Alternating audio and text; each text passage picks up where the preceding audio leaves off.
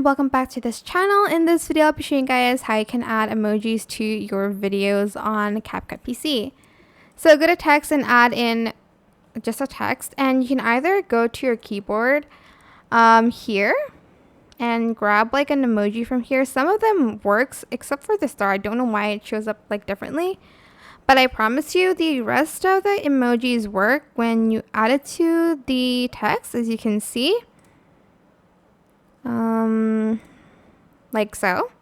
Or if this keyboard isn't an option for you somehow, just copy. I'm just gonna copy and paste and delete that. You are going to go to a website where you can actually copy and paste emojis. Like this one, just right click, copy, go back to CapCut, go to text and press paste or Control V on your keyboard. That's what I did. And that's it. Now you can add in emojis to your videos. I hope this tutorial was helpful for you guys. Don't forget to like, comment, share, and also subscribe to this channel if you haven't done that already. If you have any more questions, just leave it in the comment section down below.